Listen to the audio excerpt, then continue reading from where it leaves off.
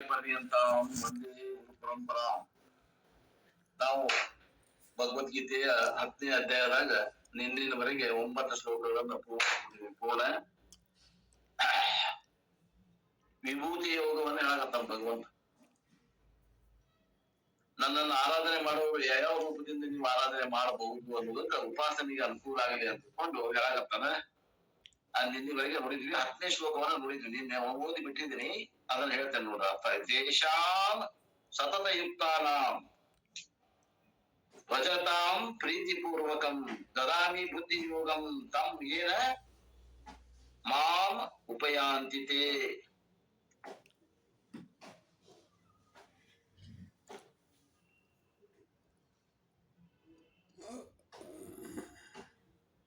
ತೇಷಾಂ ದದಾಮಿ ಮಾಂ ಉಪಯಾಂತಿ ತೇ ಅಂದ್ರೆ ಯಾವುದರಿಂದ ನನ್ನನ್ನು ಅವರು ಹೊಂದಬಲ್ಲರು. ಉಪಯಾಂತಿ ಅಂದ್ರೆ ಹೊಂದಬಲ್ಲರು. ತಮ್ಮ ಅಂತಹ ಬುದ್ಧಿ ಯೋಗವನ್ನು ಸತತ ಯುಕ್ತಾನ ನಿತ್ಯ ಯುಕ್ತರಾದಂತಹ ಪ್ರೀತಿಪೂರ್ವಕವಾದ ಭಜಿಸುತ್ತಿರುವವರಿಗೆ ಭಜಿಸುತ್ತಿರುವವರಿಗೆ ತೇಷಾಂ ಅಹಂ ದದಾಮಿ. ಅಹಂ ಅನ್ನೋದಿಲ್ಲ, ದದಾಮಿ ಅನ್ನೋ ಕ್ರಿಯಾಪದ ಇರೋದ್ರಿಂದ ಪ್ರಥಮ ಪುರುಷ ವಚನ ದದಾಮಿ ಮೀ ವಹ ಮಹ ಕಾಮರ್ಸ್ ವರ್ಡ್ಸ್ಗೆ ತೇಷಾಂ ಅವರಿಗೆ ದದಾಮಿ ನಾನು ಕೊಡುತ್ತೇನೆ ಅಂತ ಅರ್ಥ. ಭಗವಂತ ನಿತ್ಯಯುಕ್ತರು ಪ್ರೀತಿಪೂರ್ವಕವಾಗಿ ಭಜಿಸುತ್ತಿರುವವರು ಆದ ಅವರಿಗೆ ಆ ಬುದ್ಧಿಯೋಗವನ್ನು ಅಂದ್ರೆ ಭಗವಂತತ್ವದ ವಿಷಯವಾದ ಸಮ್ಯಕ್ ದರ್ಶನವನ್ನು ನಾನು ಕೊಡುತ್ತೇನೆ. ಆದ್ದರಿಂದ ಅವರು ನನ್ನನ್ನು ಹೊಂದುತ್ತಾರೆ ಅಂತ ಹೇಳ್ತಾರೆ. ಅಂಡ್ ದೀಸ್ ಭಕ್ತಾಸ್ ಆರ್ ಸತತ ಯುಕ್ತಾನಾಂ. ಈ ಭಕ್ತರು ಹೆಂಗದಾರ ಇವರು? ಸತತ ಯುಕ್ತಾನಾಂ. ಸತತ ಯುಕ್ತಾನಾಂ ಅಂದ್ರೆ ಏನ್ರಿ? ನಿತ್ಯವೂ ಕೂಡ ಅದನ್ನ ಪರಮಾತ್ಮ ಚಿಂತನೆ ಬಿಡುದ್ರು. ನಿತ್ಯ ಯುಕ್ತರಾಗ್ಯಾರ. ವಾರಕ್ಕೊಮ್ಮೆ ಮನೆಗಳ ಅಡ್ಡಾಶೂರು ದಿನ ಅಂದ್ರೆ ಯಾವಾಗಲೂ ಅದ್ನೇ ಮಾಡ್ತಾರ ಅಂತಾರೆ. ನಿತ್ಯ ಯುಕ್ತರು ಅಂದ್ರೆ ಏನು? ಪರಮಾತ್ಮನ ಚಿಂತಿವರಿಗೆ. ಪರಮಾತ್ಮ ಯಾವಾಗ ಹೊಲ್ದಾನು ನನಗ್ ಉಳಿತಾನು ಎಂದು, ಯಾವಾಗ ಹೊಲ್ದಾನು ನನಗ್ ಮೋಕ್ಷ ಅಂತ, ಮೋಕ್ಷ ಯಾವಾಗ ಸಿಕ್ಕಿತ್ತು ಏನು ಅನ್ನುವಂತ ಅದು ಹಬ್ಬಾಪಿ ಇರ್ತದ್ರಿ. ಎಷ್ಟೇ ಪೇಜ್ ರೀ? ಪೇಜ್ ನಂಬರ್ 6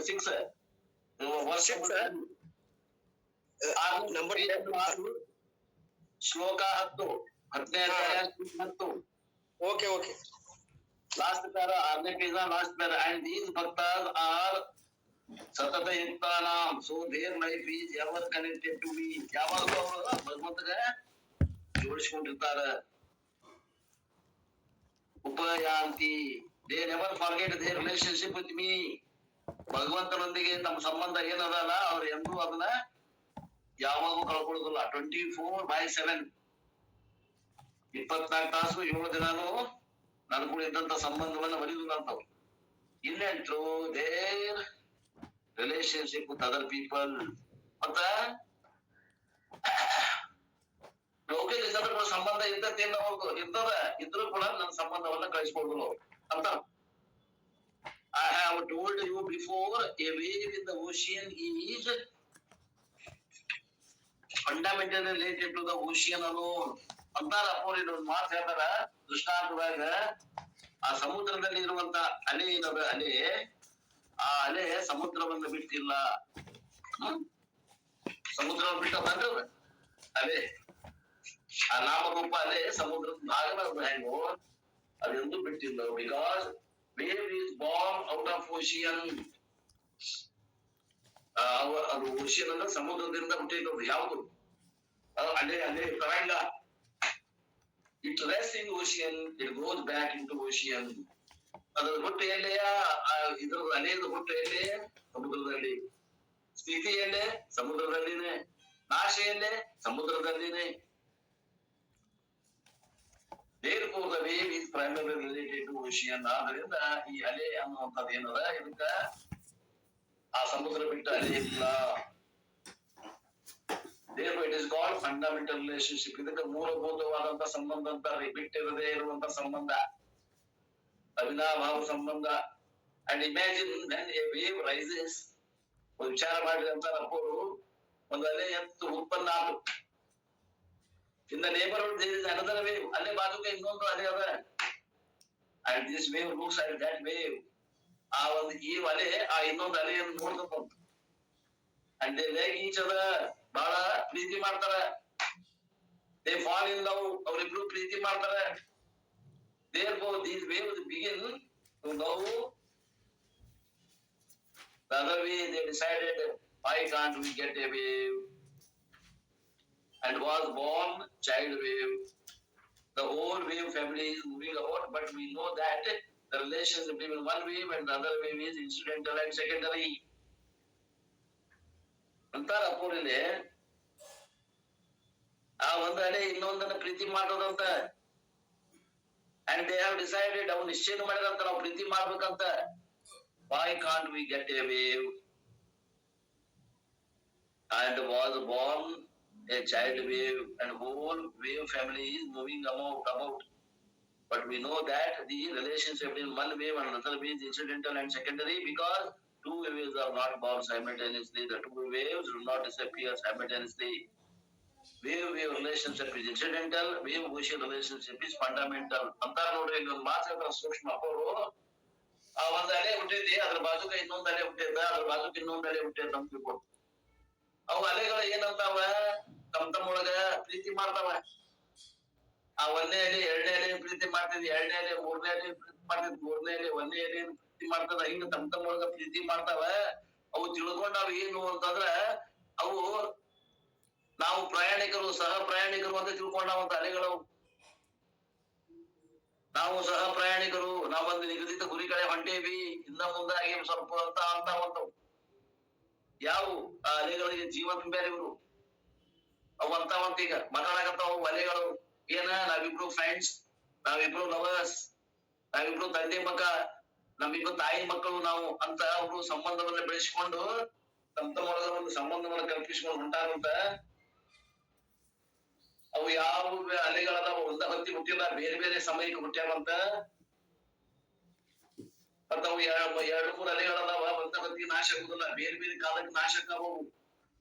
ಯಾಕ, ಅವು ದಂಡಿ ಮುಟ್ಬೇಕಾದ್ರ ಹಿಂದ ಮುಂದ ಅದಾವ, ಅವು ಮುಟ್ಟಿಗೆ ಟೈಮ್ ಹೆಚ್ಚು ಕಮ್ಮಿ ತಗೋತಾವ. ಆ ದಂಡಿ ಮುಟ್ಟಿದ್ಮ್ಯಾಗ ಅವು ನಾಶ ಆಕಾವ. ಅದಕ್ಕ ಈ ಒಂದ್ ಅಲೆಗೆ ಇನ್ನೊಂದ್ ಅಲೆಗೆ ಏನ್ ಸಂಬಂಧ ಐತಿ, ಇದು ಏನದ ಇನ್ಸಿಡೆಂಟಲ್, ಅಂದ್ರೆ ಟೆಂಪರರಿ ಐತಿ.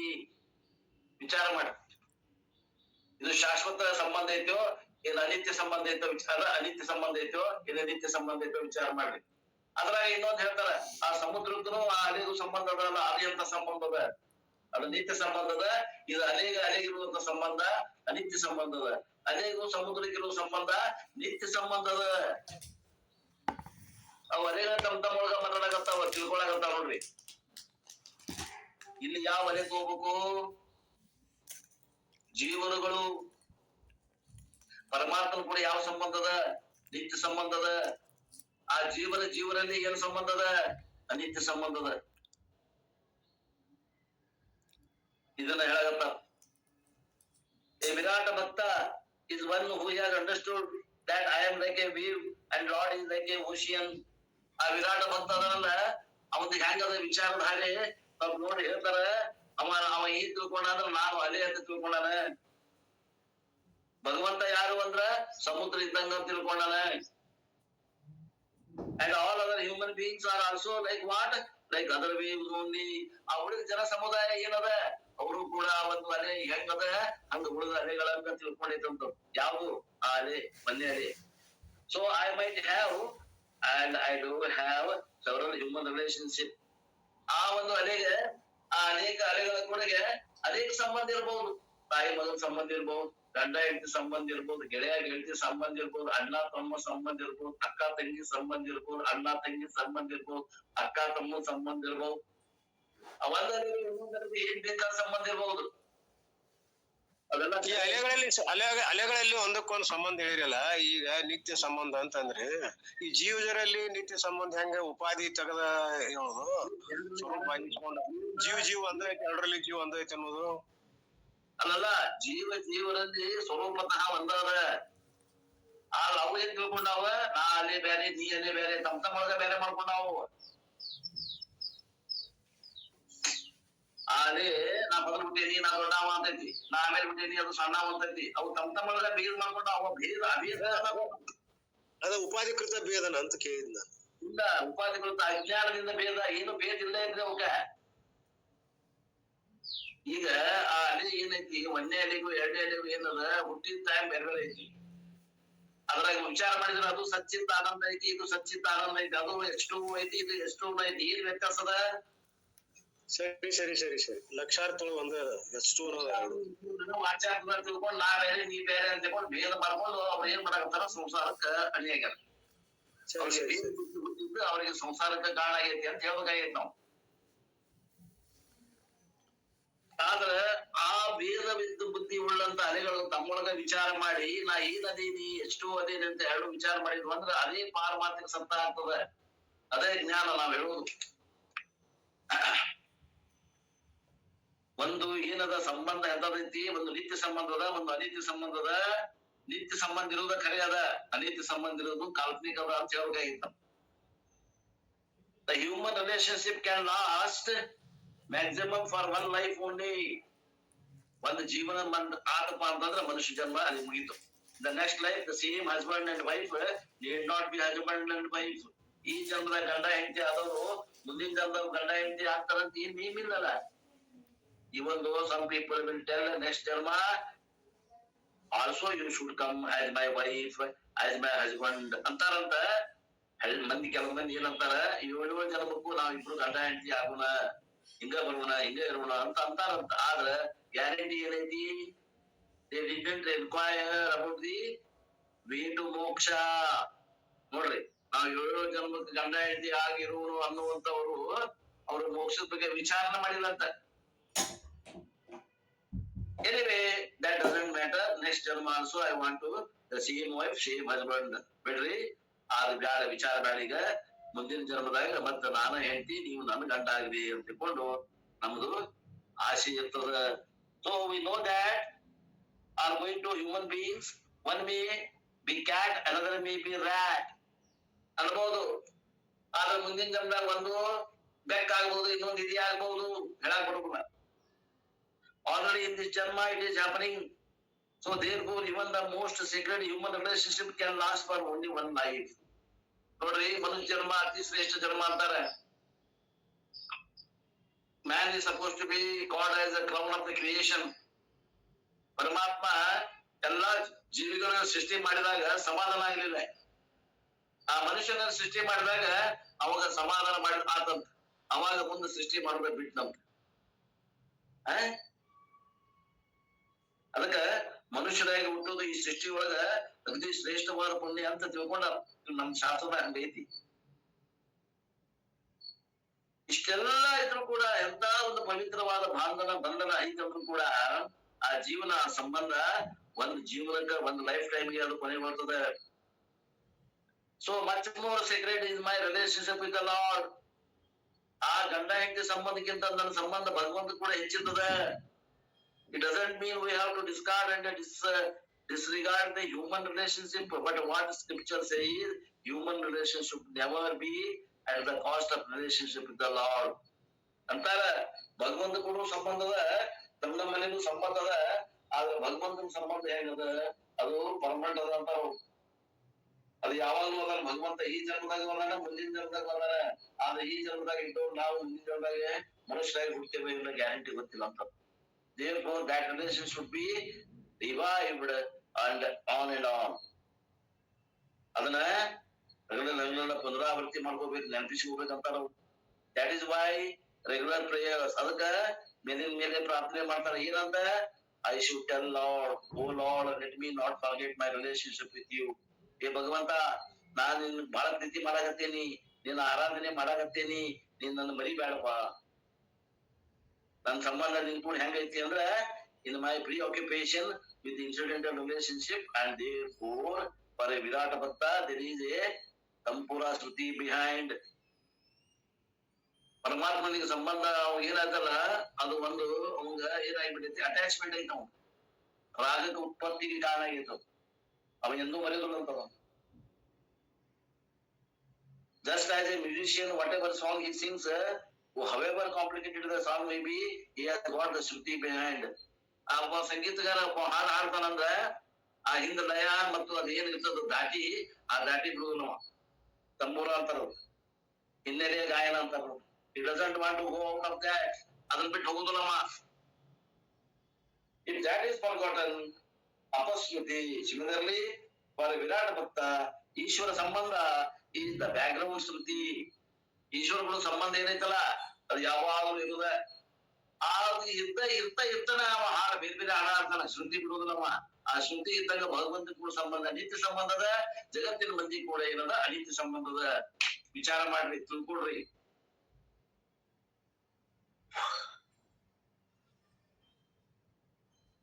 ಈಶ್ವರ ಸಂಬಂಧ is in back ground.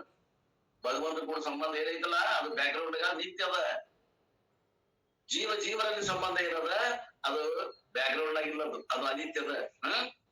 Back ground ಆಗಿರೋದು, ಹಿನ್ನೆಲೆಯಾಗಿರುವುದು ಭಗವಂತರೊಂದಿಗೆ ಸಂಬಂಧ, ಮುನ್ನೆಲೆಯಾಗಿರುವಂತದ್ದು ಜೀವರ ಸಂಬಂಧ ಅದ ಅಂತ ಹೇಳ್ತಾರ. And all the other songs will come and go, different ragas will come and go. ಬೇರೆ ಬೇರೆ ರಾಗಗಳು, ಬೇರೆ ಬೇರೆ ಜನಗಳು ಸಂಬಂಧ ಅವು ಬರ್ತಾವ ಹೋಗ್ತಾವ. And therefore ವಿರಾಟ ಭಕ್ತ is called ಸತತ ಯುಕ್ತ. ಅವ ಏನಂತಾರ, ನಿತ್ಯ ನಿರಂತರವಾಗಿ ಸಾಧನೆ ಮಾಡವಾಗ ಅದೇನಂತಾರ ಅವಾಗ ವಿರಾಟ ಭಕ್ತ. A very profound and significant word, ಸತತ ಯುಕ್ತ. ಬಹಳ ಆಳವಾದ ಅರ್ಥದ ಇದಕ್ಕ, ಮತ್ತು ವಿಶೇಷವಾದ ಅರ್ಥದ. ಬಿಟ್ಟು ಬಿಡದೆ ಭಗವಂತನ ಪ್ರಾರ್ಥನೆ ಮಾಡ್ತಾನೆ ಇವ. The one who never forgets the relationship with the Lord. ಭಗವಂತನೊಂದಿಗೆ ಅವನ ಸಂಬಂಧ ಏನದ ಎಂದು ಬರೆಯುವುದಿಲ್ಲ. And again, this relationship is not maintained as a duty forced by others. ಈ ಸಂಬಂಧ ಏನದ, ಇದೇನೋ ಕರ್ತವ್ಯ ಅನ್ನವ. ಯಾರು ಒತ್ತಾಯ ಮಾಡಿ ಇದನ್ನ ಪಗಾರ ಬೇಕಂದ್ರೆ ನೀ ಇದು ಮಾಡಪ್ಪ ಪೂಜೆ ಅಂತ ಹೆಂಗ್ ಮಾಡಾಕತ್ತಾನವ? ಇಲ್ಲ. I cannot create a devotion by force. ಒತ್ತಾಯ ಮಾಡಿ ಯಾರಿಗೂ ಭಗವಂತ ಮೇಲೆ ಪ್ರೀತಿ ತರ್ಸಕ್ ಬರುದಿಲ್ಲ. You should start knowing from today or tomorrow. It is something to be discovered by knowledge. ಅದು ಇವತ್ತಿಲ್ಲ ನಾಳೆ ನೀವು ಗುರುತಿಸ್ಬೇಕು, ಗುರುತಿಸಿದ ಮ್ಯಾಗ ಮಾಡಕ್ ಬರ್ತೈತೆ ಹೊರತು ನೀವು ಭಗವಂತನ ಪ್ರೀತಿ ಮಾಡ್ಬೇಕನ್ನೋ ಗೊತ್ತಿಲ್ಲ ಅಂದ್ರೆ ಯಾರಿಗೂ ಮಾಡಕ್ ಆಗುದಿಲ್ಲ. ಅಂಡ್ therefore ಪ್ರೀತಿ ಪೂರ್ವಕಂ ಭಜತಾಂ. ಶಿಫ್ಟ್ನಿಂದಾಗಲಿ ಡ್ಯೂಟಿ ಅಂತ ತಿಳ್ಕೊಂಡು ಕಂಪಲ್ಸರಿ ಬೈಂಡಿಂಗ್ ಅಂತ ತಿಳ್ಕೊಂಡು ಇದು ಹೊರೆ ಅಂತ ತಿಳ್ಕೊಂಡು ನಾವು ಮಾಡೋದಿಲ್ಲ. ಖುಷಿಯಿಂದ ಭಗವಂತನೊಂದಿಗೆ ಸಂಬಂಧ ಇಟ್ಕೊಂಡಾನ ಅಂತಾವ ಯಾರು, ಈ ವಿರಾಟ ಭಕ್ತ. And those who worship me, who remember me with love born out of understanding. Love is always born out of understanding. You can never love someone whom you do not know at all. ಅಂತಾರ ಮಾತು ಅಪ್ಪರೊಂದಿಗೆ ಭಗವಂತನೊಂದಿಗೆ ನಾನು ಪ್ರೀತಿ ಮಾಡ್ತೀನಿ, ಅವನೊಂದಿಗೆ ನಾನು ಪೂಜೆ ಮಾಡ್ತೀನಿ ಅಂತಾರ. ಯಾರದ ಕೂಡ ಪ್ರೀತಿ ಮಾಡ್ಬೇಕಂದ್ರೆ ಪರಿಚಯದವ್ರು ಕೂಡ ಪ್ರೀತಿ ಮಾಡ್ತೀವಿ, ಪರಿಚಯದವ್ರು ಕೂಡ ಪ್ರೀತಿ ಮಾಡ್ತೀವಿ ಅಂದ್ರೆ ಪರಿಚಯ ಇದ್ದವ್ರು ಕೂಡ ಪ್ರೀತಿ ಆಗ್ತದೆ ಅಂತಾರ. Love is always born out of understanding. ಮತ್ತ ಪ್ರೀತಿ ಅಂದ್ರ ಅಲ್ಲಿ ಏನಿರ್ತದ, ತ್ಯಾಗ ಇರ್ತದ, ತಿಳ್ಕೊಡ್ರಿ. ಅಕಸ್ಮಾತ್ ಸ್ವಾರ್ಥ ಇರ್ತದ, ಪ್ರೀತಿ ಆಗುದಿಲ್ಲ, ಅದು ಕಾಮ ಆಗ್ತದ, ತಿಳ್ಕೊಡ್ರಿ. ಇವೆಲ್ಲ ಶಬ್ದಾರ್ಥಗಳ ನಮಗ ನಾವ್ ಏನೇನು ಅರ್ಥ ಮಾಡ್ತೀವಿ. ಸ್ವಾರ್ಥ ಇತ್ತು ಅದು ಕಾಮ ಅನಿಸ್ಕೋತದ, ಸ್ವಾರ್ಥ ರಹಿತ ಇತ್ತು ಅದು ಪ್ರೀತಿ ಅನಿಸ್ಕೋತದ. ಪ್ರೀತಿ ಇದ್ದಲ್ಲಿ ತ್ಯಾಗ ಇರ್ತದ, ಕಾಮ ಇದ್ದಲ್ಲಿ ಸ್ವಾರ್ಥ ಇರ್ತದ. ಎಲ್ಲ ನನಗೆ ಆಗ್ಬೇಕಂತಿತ್ತಂದ್ರೆ ಕಾಮ ಅದು.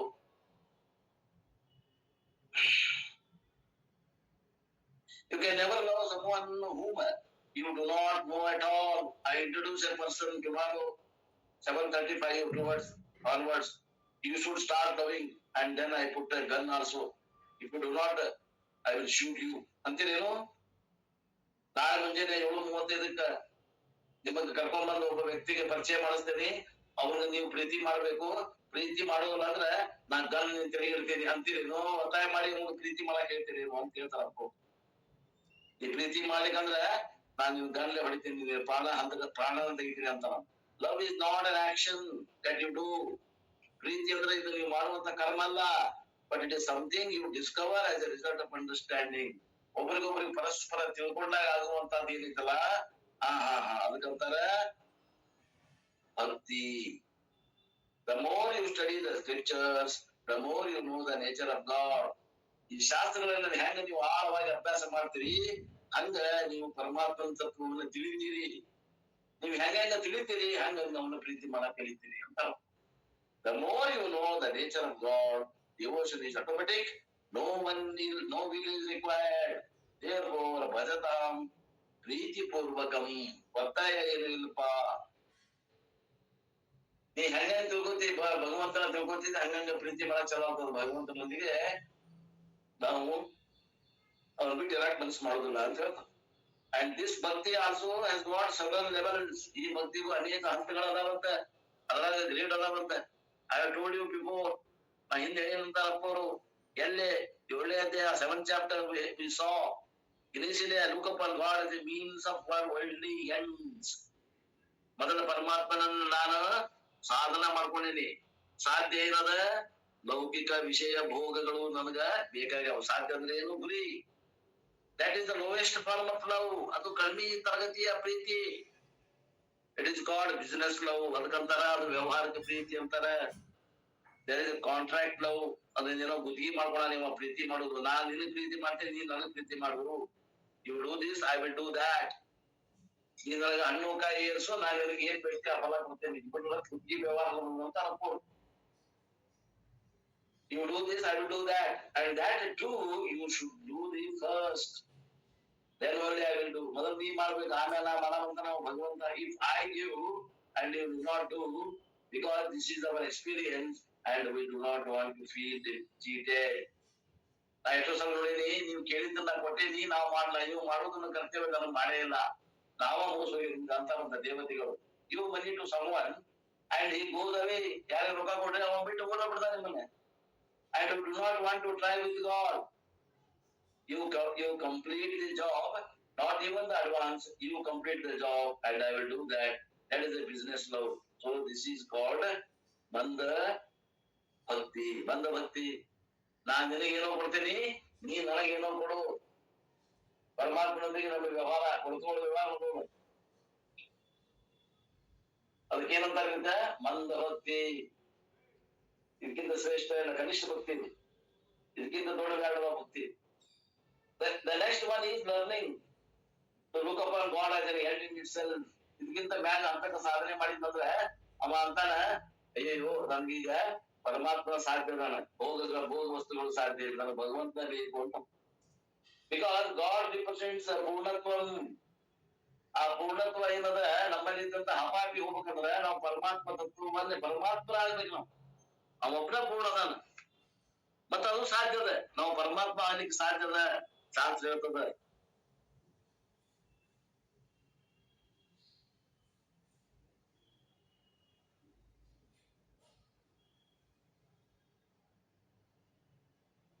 If I give and if you do not do, because that is our experience. ನಾ ಎಷ್ಟೋ ಸಲ ನಿನ್ನ ಫಲ ಕೊಟ್ಟೇನಿ, ನೀ ನನ್ನ ಕರ್ತವ್ಯನ ಮಾಡಿಲ್ಲ ಅಂತ ನಾವು ಭಗವಂತ. And we do not want to feel cheated. ನಾವು ನಿಮ್ಮಿಂದ ಮೋಸವಾಗ ಸಿದ್ಧಿಲ್ಲ ಅಂತ ದೇವತೆಗಳು. Give money to someone and he goes away and we do not want to try with God. You complete the job, not even the advance. You complete the job and I will give that. ನಿನ್ಗೆ advance ಕೊಡೋದಪ್ಪ, ನಾನ್ ನಿನ್ ಮ್ಯಾಗ ವಿಶ್ವಾಸ ಇಲ್ಲ, ನೀ ಬಂದ್ ಕೆಲಸ ಮುಗಿಸು, ಹಂಗಿದ್ದಂಗ ಪಗಾರ ತಗೊಂಡು ಈಗ ಮುಗಿಸು ಕೆಲಸ, ಪಗಾರ ಈಗ ತಗೊಂಡು. This is the business love ಅಂತಾರ, ವ್ಯವಹಾರಿಕವಾದಂತ ಪ್ರೀತಿ ಅಂತಾರ ಅವರು. So this is called Manda Bhakti. After repeat after. The next one is learning to look upon God as an end in itself. ಎರಡನೇ ಅಂತ ಏನಪ್ಪಾ ಅಂತಂದ್ರೆ ಭೋಗ ವಸ್ತುಗಳನ್ನ ಕೇಳಾಗ್ತಾನೆ, ಖರೆ ಭಗವಂತನ ಕೇಳಾಗ್ತಾನೆ. ಯಾರಿಗೆ? ಭಗವಂತನ ಕೇಳಾಗ್ತಾನೆ. ಏನು, ನನಗೆ ಯಾವ ಭೋಗ ವಸ್ತುಗಳು ಬೇಡಪ್ಪ, ನನಗೆ ನೀನ ಬೇಕು ಅಂತ. ಅದಕ್ಕಿಂತ ಸುಪೀರಿಯರ್ ಅಂತಾರು. God represents ಪೂರ್ಣತ್ವಂ. And once I know that Purnatvam, I understand that my goal of life is self-fulfillment, self-sufficiency. ಭಗವಂತ ಪೂರ್ಣದನ, ಭಗವಂತ ಸ್ವರೂಪನು ನನ್ನ ಸ್ವರೂಪ ಒಂದ ಅಂದಾಗ ನಾನು ಪೂರ್ಣನೇ ಇರಲೇಬೇಕು. ಹಿಂಗ್ ವಿಚಾರ ಮಾಡವ ಮಧ್ಯಮ ಅಧಿಕಾರಿ ಅಂತ. ಅವ್ಯಭಿಚಾರಿ ಭಕ್ತಿ. And this is bhakti that these people enjoy. So Preethi ಪೂರ್ವಕಂ means they look upon the God as a goal itself. ಭಗವಂತನ ನಮ್ಮ ಗುರಿಪ ಈಗ ವಿಷಯ ಭೋಗಗಳು ಬೇಕಾಗಿಲ್ಲ ಅಂತ ನಾವು ಅಂದ್ರೆ ಈ ಭಕ್ತರು 2ನೇ ತರಗತಿ ಭಕ್ತರು ಶ್ರೇಷ್ಠ ಭಕ್ತರು ಅಂತ. And what I will do, Bhagavan will say I will also help you. ನಾನ್ ನಿಮಗೆ ಸಹಾಯ ಮಾಡ್ತೇನಪ್ಪ, ನೀ ಹಿಂಗ್ ಪ್ರಯತ್ನ ಮಾಡಕತ್ತಿ ಅಂದ್ರೆ ನಿನಗೆ ಎಕ್ದಮ್ ಮುಂದ್ ಬರ್ಲಿಕ್ಕೆ ನಾನು ಸಹಾಯ ಮಾಡ್ತೀನಿ ಅಂತ ನಾವು. How will I help you, ನಾನು ನಿನಗೆ ಹೆಂಗ್ ಸಹಾಯ ಮಾಡ್ತೀನಿ ಅಂದ್ರೆ by taking away to the next stage of sadhana, ಮುಂದಿನ ಸಾಧನೆ ಕರ್ಕೊಂಡು ಹೋಗ್ತೀನಿ ಅಂತ ನಾವು ಭಗವಂತ. For the next stage of bhakti, what is the next stage of bhakti? They have progressed from ಏಕರೂಪ ಭಕ್ತಿ to ಅನೇಕ ರೂಪ ಭಕ್ತಿ. ಏಕರೂಪದಿಂದ ಹೋಗಿ ಅನೇಕ ರೂಪ ಆಗೈತಿ, ವಿರಾಟ್ ರೂಪ ಆಗೈತಿ. And also not the ultimate, because the ultimate Ishvara is neither ಏಕರೂಪ nor ಅನೇಕ ರೂಪ. ಮತ್ತೆ ಇನ್ನೊಂದು 3ನೇ ಹಂತದ ಭಗವಂತ ಕಡೆ ನಾವು ಹೋಗಿದೀವ, ಅದು ಎಲ್ಲಕ್ಕಿಂತ ಶ್ರೇಷ್ಠ ಅದ. ಅದು ಯಾವುದು? ಅರೂಪ ಭಗವಾನ ಆರಾಧನೆ. Then what is the form? Arupa form. ರೂಪರಹಿತವಾದ ಭಗವಂತನ ಆರಾಧನೆ ಮಾಡುವುದನ್ನ ಇದು ಬಹಳ ಶ್ರೇಷ್ಠವಾದದ್ದು.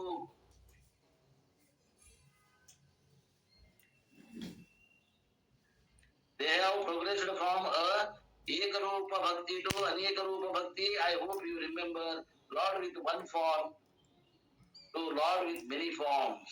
This aneka rupa bhakti is also not the ultimate, because the ultimate Ishvara is neither ekarupa nor aneka rupa. ನಿಜವಾದ ಭಗವಂತ ಏಕರೂಪನಿಲ್ಲ, ಅನೇಕ ರೂಪನಿಲ್ಲ. ನಮ್ಮ ಹೆಂಗದಾನ ಭಗವಂತ? ನಿಜವಾದ ಭಗವಂತ ಅರೂಪನದಾನ. Then what is this form? Ishvara, arupa Ishvara. Therefore Krishna tells, I will take them from aneka rupa to Ishvarupa, Ishvara rupa to arupa Ishvara, Virata to Ishvara, and Ishvara to Nirguna Brahma. ಇದು ನಮ್ಮ ಸಾಧನೆ ಅದ ನೋಡಿ. And how to arrive at Nirguna Brahma? Only one method, and that is called Jnana Yoga. Jnana Yoga ಬರಕ್ ಒಂದೇ ದಾರಿ ಅದ. ಜ್ಞಾನಕ್ಕೆ ಹೆಂಗ್ ಬರ್ಬೇಕು? ಒಂದೇ ದಾರಿ ಅಂತಾರ. So Nirguna Brahma can be discovered only through Jnana Yoga.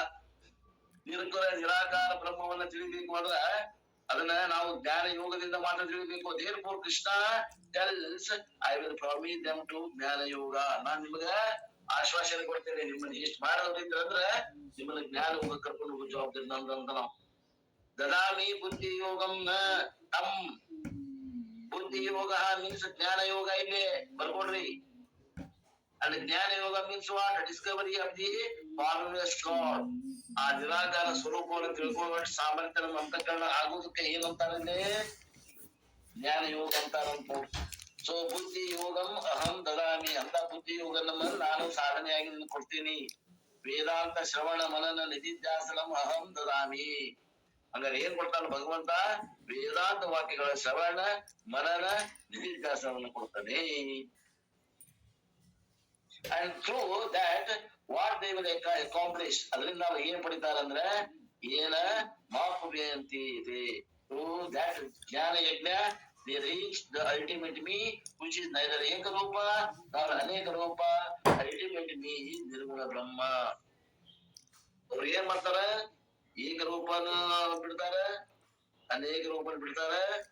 ಆ ಏನ್ ಅಲ್ಟಿಮೇಟ್ ಮೀ ಅದೇನಿ ನಿರಾಕಾರ ನಿರ್ಗುಣ ಸ್ವರೂಪವೇ ತಾವು ಅಂತ ತಿಳಿತಾರ.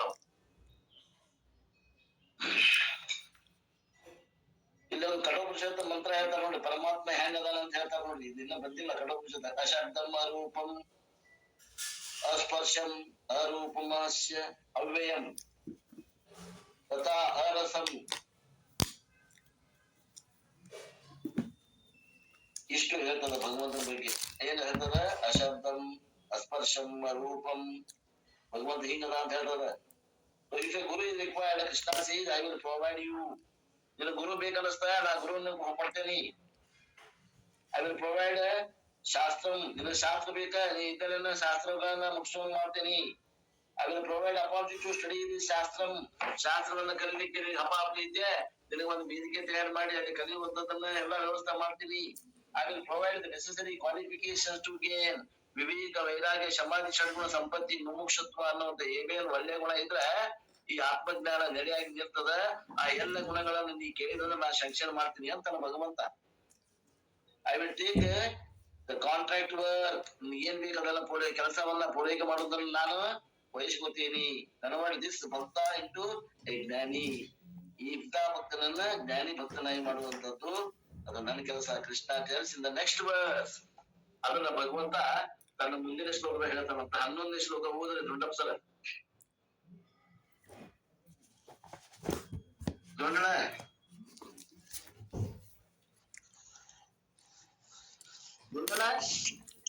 ಹಾ ಓದ್ತೇನ್ರಿ. 11ನೇ ಶ್ಲೋಕ ಅಲ್ರಿ. ನಾ ಓದಿಕೊಂಡ್ರೆ ಓದಿಕೊಡ್ತೀನಿ. ಆಮೇಲೆ ಕಾಮೆಂಟ್ರಿ. ತೇಷಾಂ ಏವಾನುಕಂಪಾರ್ಥಂ ಅಹಂ ಅಜ್ಞಾನಕಂ ತಮಃ ನಾಶಯಾಮಾತ್ಮ ಭಾವಸ್ಥೋ ಜ್ಞಾನದೀಪೇನ ಭಾಸ್ವತ. ಓದರಿ.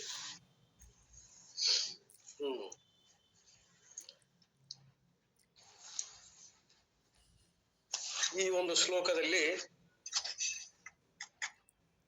ತೇಷಾಂ ಸತತ ಯುಕ್ತಾನಾಂ, ಆ ನಿರಂತರವಾದ ನನ್ನ ಧ್ಯಾನದಲ್ಲಿ ಮಗ್ನ ಆಗಿರುವಂತ ಅದು ಮುಗೀತು. 11 11 ತೇಷಾಂ ಅನುಕಂಪಾರ್ಥಂ. ತೇಷಾಂ ಅನುಕಂಪಾರ್ಥಂ ಏವ. ತೇಷಾಂ ಅಂದ್ರೆ ಅವರಿಗೆ, ಭಕ್ತಿಯಿಂದ ಬಯಸುವವರಿಗೆ. ಅನುಕಂಪ ಅರ್ಥಾತ್ ಅನುಗ್ರಹಿಸುವುದಕ್ಕಾಗಿ. ಅಹಂ ಆತ್ಮಭಾವಶ್ಚ, ನಾನೇ ಸ್ವತಃ ಅವರ ಅಂತಃಕರಣದಲ್ಲಿ ಆತ್ಮಭಾವದಿಂದ ಇದ್ದುಕೊಂಡು ಅಜ್ಞಾನಜಂ, ಅಜ್ಞಾನದಿಂದ ಉಂಟಾದ ತಮಃ ಭಾಸ್ವತ, ಪ್ರಕಾಶಮಯವಾದಂತ ಜ್ಞಾನದೀಪೇನ ನಾಶಯಾಮಿ, ಪ್ರಕಾಶಮಯವಾದಂತ ತತ್ವಜ್ಞಾನ ರೂಪಿ ದೀಪದಿಂದ ನಾಶ ಮಾಡುತ್ತೇನೆ.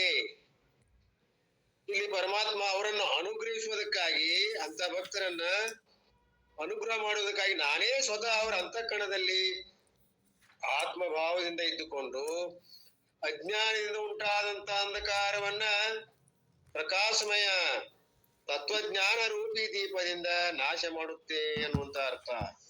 ಅದನ್ನ ಅಪ್ಪ ಅವ್ರು ಏನ್ ಹೇಳ್ತಾರ ನೋಡು. Out of compassion I remaining in their intellect, destroy the darkness born out of ignorance by the brilliant light of knowledge. ನನ್ನವನ ಒಂದು ಭಕ್ತ ಮತ್ತು ಪರಮಾತ್ಮನ ಒಂದೇನು ಅನೋನ್ಯವಾದಂತ ನಿಕಟ ಸಂಬಂಧದಲ್ಲ, ಅವರ ಬುದ್ಧಿಯಲ್ಲೇ ನಾನು ಸ್ವತಃ ಉಳಿದುಕೊಂಡು ಅವರ ಒಂದು ಅಜ್ಞಾನವನ್ನ, ಅವರ ಬುದ್ಧಿಯಲ್ಲಿ ಉಂಟಾದಂತ ಯಾವ ಅಜ್ಞಾನ ಇದೆಯಲ್ಲೋ ಸ್ವರೂಪದ ಅಜ್ಞಾನವನ್ನು ನಾನು ಆ ನನ್ನವಾದ ಬೆಳಕಿನಿಂದ, ಸ್ವಯಂ ಪ್ರಕಾಶದ ಜ್ಯೋತಿಯಿಂದ ನಾಶ ಮಾಡ್ತೀನಿ ಎನ್ನುವಂತ ಅಭಯಹಸ್ತವನ್ನು ಕೊಟ್ಟ. Krishna says I will light the lamp of wisdom in the mind of Virat ಭಕ್ತ. ವಿರಾಟ್ ಉಪಾಸನಾ ರೂಪಿಯ ಭಕ್ತನಲ್ಲಿ ನಾನು ಏನ್ ಮಾಡ್ತೀನಿ, ಆ ಒಂದು ಜ್ಯೋತಿಯನ್ನ ಬೆಳಗಿಸ್ತೀನಿ, ಜ್ಞಾನ ಜ್ಯೋತಿಯನ್ನ ಬೆಳಗಿಸ್ತೀನಿ. ಇನ್ ದ ಮೈಂಡ್ ಆಫ್ ವಿಶ್ವರೂಪ ಭಕ್ತ I will light the lamp of wisdom. Wisdom means what ಜ್ಞಾನಂ. ಜ್ಞಾನಂ ಆಫ್ ಹೂಮ್? ಈಶ್ವರ ಜ್ಞಾನಂ. ಆ ಈಶ್ವರ ಜ್ಞಾನದ ಜ್ಯೋತಿಯನ್ನ ಅವರ ಬುದ್ಧಿಯಲ್ಲಿ ನಾನು ಬೆಳಗ್ತಾ ಇದ್ದೇನೆ. And what type of Ishwara? ಈಶ್ವರ ಅಂತೀರಲ್ಲ, ಅದು ಹೇಗಿರ್ತದ ಅದರ ಸ್ವರೂಪ? ನಾಟ್ ಏಕರೂಪ, ಅನೇಕ ರೂಪ, ಬಟ್ ಅರೂಪ ನಿರ್ಗುಣ ಈಶ್ವರ ಜ್ಞಾನಂ. ನೀವು ತಿಳಿದಂತೆ ಅದು ಈಶ್ವರ ಅನೇಕ ರೂಪನೂ ಅಲ್ಲ, ಏಕರೂಪನೂ ಅಲ್ಲ, ಆದರೆ ನಿರ್ಗುಣ ಪರಮಾತ್ಮವಾದಂತ ಅರೂಪ ಅಂತ. ಅರೂಪ ನಿರ್ಗುಣ ರೂಪ. ಆರ್ ಅಹಂ ಬ್ರಹ್ಮಾಸ್ಮಿ ಇತಿ ಜ್ಞಾನಂ. ನಾನು ಆ ಬ್ರಹ್ಮ ಸ್ವರೂಪನೇ ಇದ್ದೇನೆ ಅನ್ನುವಂತ ಏನ ಅದಲ್ಲ, ಆ ಒಂದು ಜ್ಞಾನವನ್ನ, ನಿರ್ಗುಣ ಜ್ಞಾನವನ್ನ ನಾ ಕೊಡ್ತಾ ಇದ್ದೇನೆ. ಅದ್ವೈತ ಜ್ಞಾನಂ, ಅದಕ್ಕೆ ಅದ್ವೈತ ಜ್ಞಾನ ಅಂತಾರೆ. ದಟ್ ಇಸ್ ಅ ಲ್ಯಾಂಪ್, ಅದ ಜ್ಞಾನ ಜ್ಯೋತಿ, ಸ್ವಯಂ ಜ್ಯೋತಿ. ಇನ್ನೊಂದರಿಂದ ಯಾವ ಪ್ರಕಾಶದ ಹೊರಗಿನ ಪ್ರಕಾಶದಿಂದ ಬೆಳಗಿಸೊಳಗಾರದೆ ಸ್ವತಃ ತನ್ನಲ್ಲಿರುವಂತ ಯಾವ ಸ್ವಯಂ ಪ್ರಕಾಶ, ಅದಕ್ಕೆ ಸ್ವಯಂ ಪ್ರಕಾಶ, ಅದ ತನ್ನಲ್ಲಿರುವಂತ ಜ್ಯೋತಿಯಿಂದ ನಾ ಬೆಳಗ್ತೇನೆ. ಅದ್ವೈತ ಜ್ಞಾನಂ ಅಂದ್ರು ಅದೇ. So how can Krishna light the lamp of wisdom? ಈ ಒಂದು ಬೆಳಗುವಿಕೆ ಪರಮಾತ್ಮ ಯಾವ ರೀತಿ ಬೆಳಗ್ತಾನ? Do you have a special matchbox so that Bhagavan will come and invite each one separately and make a hole in your head and light the lamp within you by putting inside that? ಇಲ್ಲೇ ಪರಮಾತ್ಮ ಬೆಳಗ್ತಾನ ಅಂದ್ರೆ ಕ್ರಿಯೆ ಆತು. ಸರಿ ಹೆಂಗ್ ಬೆಳಗ್ತಾನ? ಒಂದ್ ಕಡ್ಡಿ ಬಿಡಿ ಇಟ್ಕೊಂಡು ಅಲ್ಲ ಬಂದು ನಿಮ್ಮನ್ನ ಕರೆದು ಸಪರೇಟ್ ಆಗಿ ನಿಂತು ಒಂದು ತೂತ್ ತೆಗೆದು ನಿಮ್ ತಲೆ ಒಳಗ ಕೊರೆದು ಆ ಲ್ಯಾಂಪ್ ಬೆಳಗಿಸ್ತಾನೇನು? ಇಲ್ಲ. By putting, remember, the lighting the lamp of knowledge is not a physical job. ಅದು ದೈಹಿಕವಾದಂತ ಕ್ರಿಯಾತ್ಮಕವಾದಂತದ್ದಲ್ಲ. ಅದು lighting the lamp of knowledge is not a physical job. ಅದು ದೈಹಿಕವಾದಂತ ಕ್ರಿಯಾತ್ಮಕವಾದಂತದ್ದಲ್ಲ.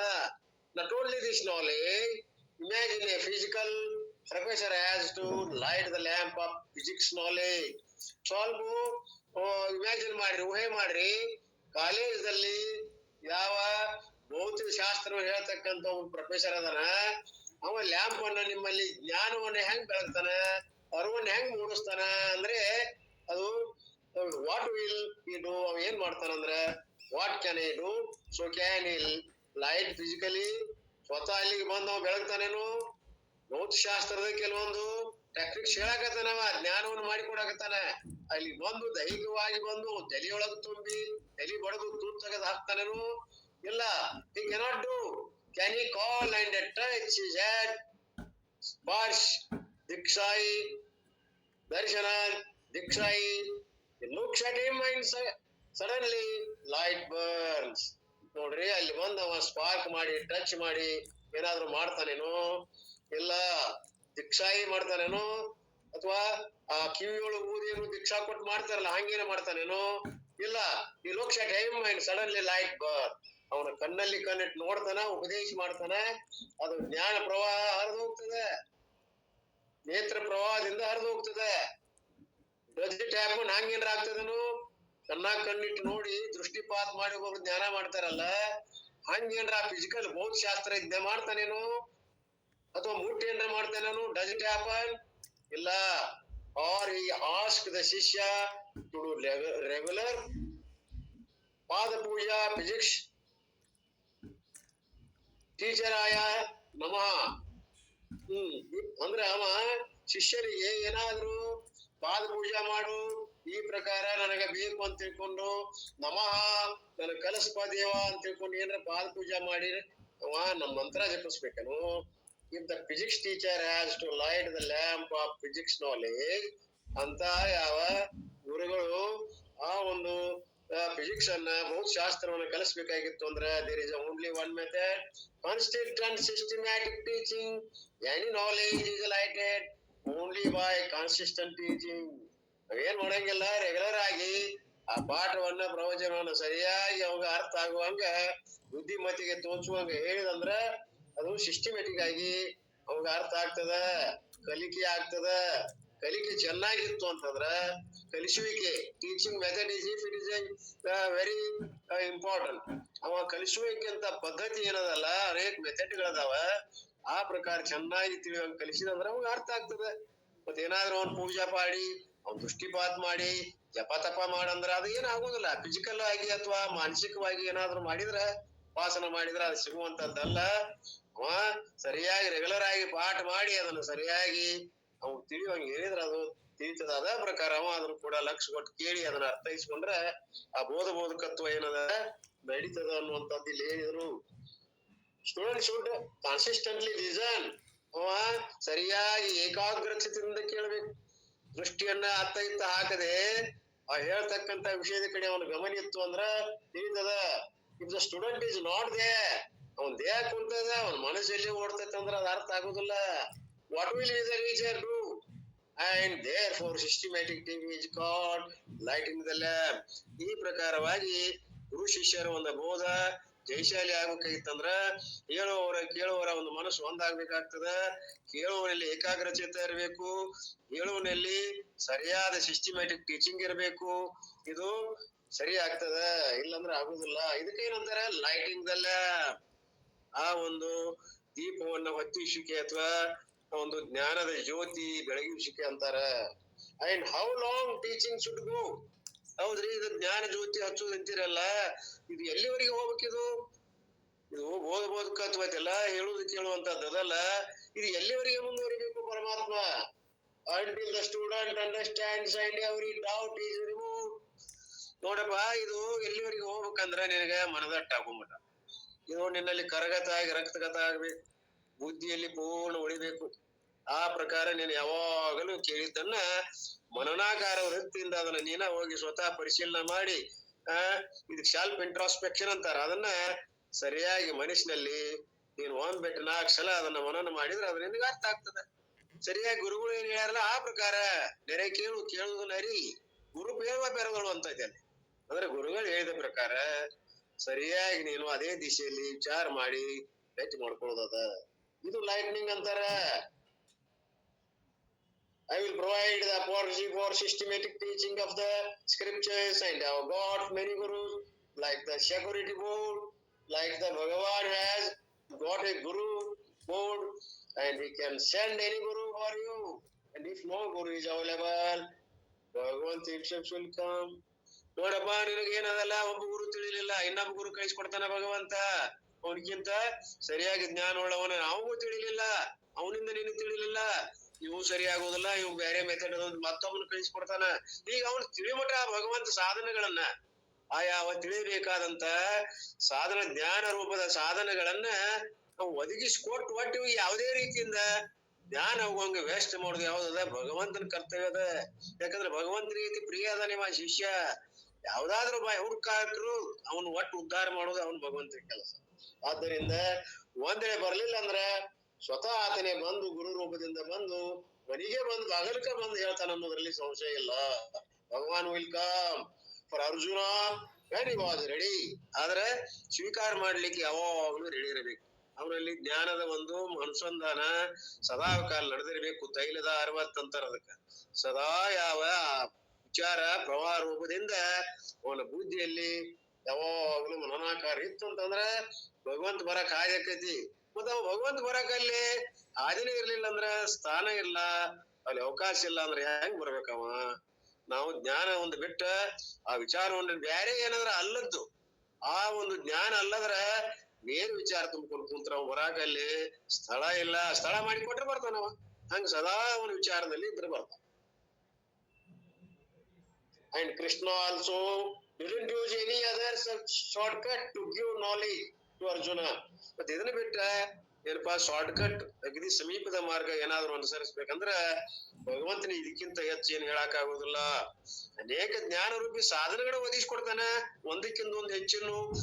ಒಂದ್ರಾಗ ತಿಳಿತಿ ಹಂಗ ಆತಿಲ್ಲ ಅಂದ್ರೆ ಇಬ್ರ, ಆಮೇಲೆ 3, 4 ಈಗ ಸ್ವತಃ ಅವ್ನ ಮನಿ ಬಾಗಿಲಕ್ಕೆ ಬಂದು ಹೇಳುವಂತ ಒಂದು ಯಾರು ಮಾಡ್ತಾರ? ಅವ ಬಂದು ನಿಜವಾದ ಬಂಧು ಆಗಿ ಬರ್ತಾನೆ.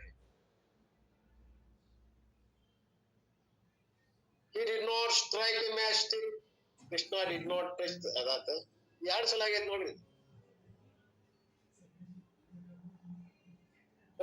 Coming from Krishna, entering, and then background music in TV you can do, and not in a real life. Krishna never found any shortcut to give knowledge. There is only one cut. That is a shortcut or a long cut, and it is systematic communication. Either I will do or I will provide you a guru. ನಾನ ಸ್ವತಃ ಬಂದು ಗುರು ರೂಪದಿಂದ ನಿನಗೆ provide ಮಾಡ್ತೀನಿ. ಯಾವ್ದಾರ ರೂಪದಿಂದ ಬಂದು ನಿನಗೆ ಅನುಕೂಲ ಮಾಡೋದು ನನ್ನ ಕರ್ತವ್ಯ ಅದ. ಒಟ್ಟು ನಿನಗೆ ತಿಳಿಬೇಕಾದದ್ದು ನನ್ನ ಬುದ್ಧಿಗೆ ಅದು ಕಾಂಟ್ರಾಕ್ಟ್ ಅದ. ನನಗೆ ನಿನಗೆ ಯಾವುದೇ ರೀತಿಯಿಂದ ತಿಳಿಸಿರ್ತೀನೋ, ಆದ್ರ ಆ ಹದ ನಿನ್ನ ಅಂತಃಕರಣದಲ್ಲಿ ಇರಬೇಕು. And all because of what? My compassion. ಇಷ್ಟೆಲ್ಲ ಯಾಕೆ ಮಾಡಕತ್ತೀನಿ ನಾನು? ಅಷ್ಟೊಂದು ಸಂಬಂಧ ಅದ ಭಗವಂತನೊಡೆ ಇರುವಂತ ಸಂಬಂಧ. ಮತ್ ಯಾವ ಲೌಕಿಕವಾದಂತ ಯಾವುದೇ ಸ್ತ್ರೀ ಪುತ್ರ ಬಂಧು ಬಳಗ ಯಾವಿಲ್ಲ, ಎಲ್ಲ ಬಳಗ ಹೊಡಿಯೋ. ನಿಜವಾದ ಸಂಬಂಧ ಇದ್ರ ಅದು ಭಗವಂತನೊಡೆ ಇರುವಂತ ಸಂಬಂಧ. ಕಂಪ್ಯಾಷನ್ ಅಷ್ಟೊಂದು ನಿಕಟವಾದಂತ ಅದು ಒಂದೇ ಅನ್ನುವಂತ ಸಂಬಂಧದ. ಕೃಷ್ಣ ಸೇಸ್ ಅನುಕಂಪರ್ತಂ. ಅನುಕಂಪರ್ತಂ means compassion. Out of compassion for them I will provide an Acharya.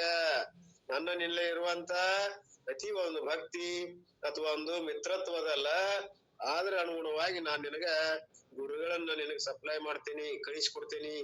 I will make the student learn systematically. ನಿನಗೆ ಸರಿಯಾಗಿ ಒಟ್ಟು ಕಲಿಸೋದು ಜವಾಬ್ದಾರಿ ಐತೆ ಅಂದ್ಮೇಲೆ ತಿಳಿವಾಗಿ ನಾ ವ್ಯವಸ್ಥೆ ಮಾಡ್ತೇನಪ್ಪ. I will make him go through. ಅದ್ರೊಳಗೆ ನೀನು ಒಳಗೊಂಡು ತಿಳಿಯುವಂಗ್ ಮಾಡ್ತೀನಿ. ಶ್ರವಣ ಮನನ ನಿಧಿಧ್ಯಾಸನ ದಸ್ ಲೈಟ್ ದ ಲ್ಯಾಂಪ್. ಶ್ರವಣಾಕಾರ, ಮನನಾಕಾರ, ನಿಧಿಧ್ಯಾಸನಾಕಾರ ರೂಪದಿಂದ ನಿನ್ನ ಬುದ್ಧಿಮತ್ತೆಯಲ್ಲಿ ನಾನು ಉಳಿದು ಅದನ್ನ ಕೊನೆಗಾಣಿಸಿ ಅದನ್ನ ನಾನು ಈಡೇರಿಸ್ತೇನೆ ನಿಂದು. ಆತ್ಮಭಾವಸ್ಥ.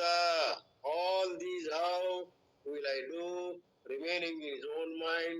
So Atma Bhava, the student's mind, that is not a problem of Bhagavan, because he is already everywhere.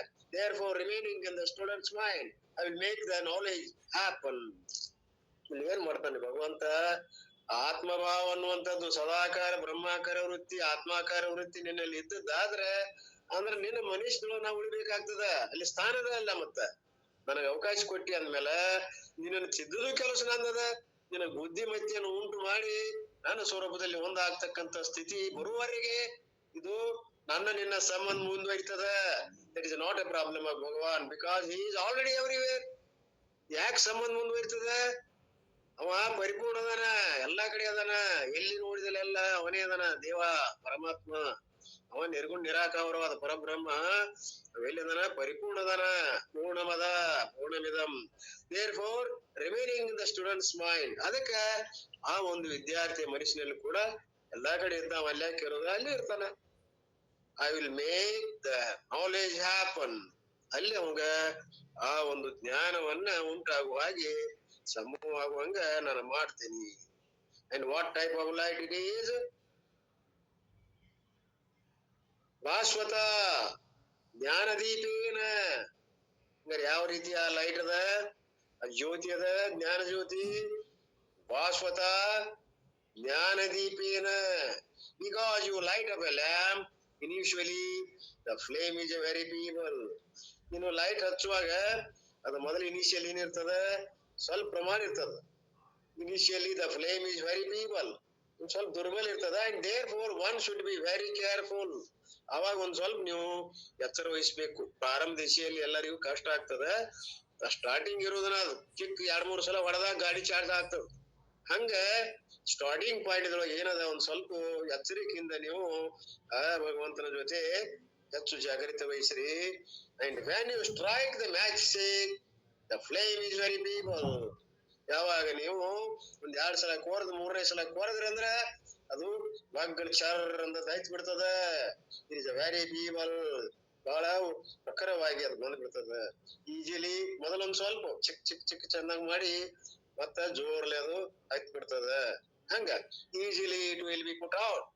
ಅವಾಗ ಅದು ಕೆಲಸ ಆಗ್ತದ. Therefore what you do? ಏನ್ ಮಾಡ್ಬೇಕು ಇದಕ್ಕೆ? You protect the flame. ಏನು ಇರ್ತದಲ್ಲ ಗಾಳಿ ಅಥವಾ ಏನಾದ್ರೂ ಹಿಂಗ್ ಬಂದು ಆ ನಂದುವಂತ ಸಂದರ್ಭ ಇರ್ತದ. ಅದಕ್ಕೆ ನೀವು ಅದನ್ನ ರಕ್ಷಣಾ ಮಾಡ್ಬೇಕು.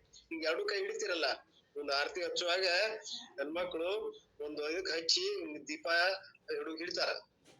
ಇಬ್ರು ಕೂಡ ಹಿಂಗ್ ಹಿಡಿದ್ರ ಅಂದ್ರ ಅದು ನಿಂದಿರ್ತದ ದೀಪ. ಹಂಗ ನೀವು ರಕ್ಷಣಾ ಮಾಡೋದು ನಿಮ್ದು. ಆ ಫ್ಲೇಮ್ ಉಂಟು ಮಾಡುವಂತದ ನಂದು. ನೀವು ಅದನ್ನ ರಕ್ಷಣಾ ಮಾಡಿಕೊಂಡು ಪ್ರಿಸರ್ವ್ ಮಾಡೋದು ನಿಮ್ದು. And therefore one should be very careful. ಅವಾಗ ಬಹಳ ಲಕ್ಷ್ಯಪೂರ್ವಕವಾಗಿ ಹಚ್ಚಿದ್ದನ್ನ ಕಾಕೋಬೇಕು ನೀವು.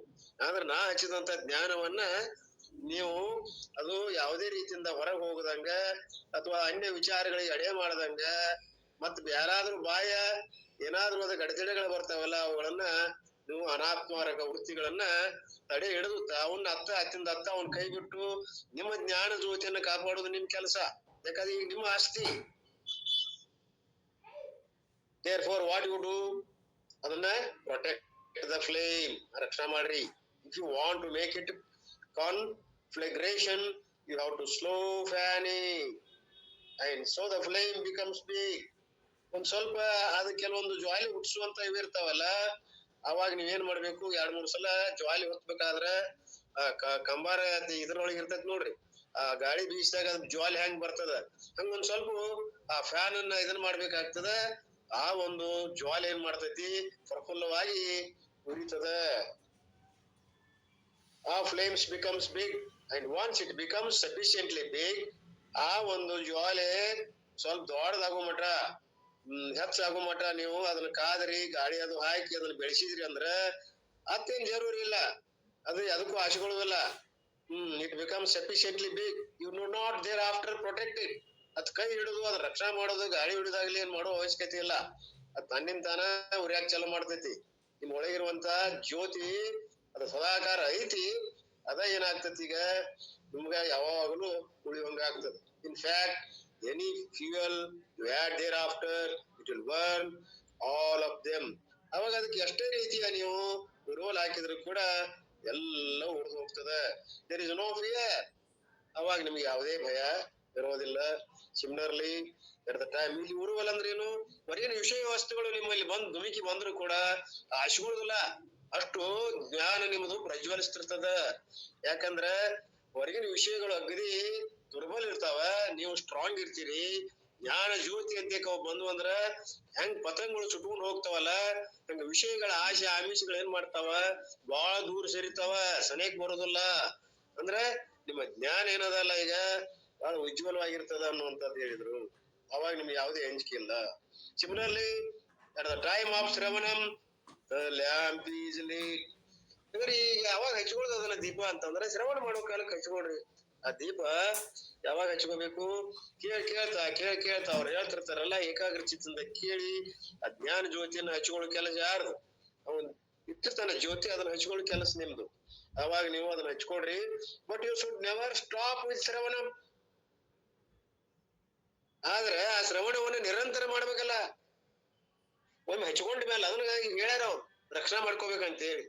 ನರೇ ಕೇಳುದು ನರಿ ಮರ್ಯಾದೆ, ಅದನ್ನ ಏನ್ ಮಾಡ್ಬೇಕು, ರಕ್ಷಣಾ ಮಾಡು ಅಂತ ಅರ್ಥ. ಮನನ್ ಮಾಡುದಂದ್ರೆ ಏನಿದನ, ಅದನ್ನ ಸರಿಯಾಗಿ ಸಾಧಕ ಬಾಧಕ ವಿಚಾರ ಮಾಡಿ ಅದನ್ನ ರಕ್ಷಣೆ ಮಾಡುವಂತದ್ದು.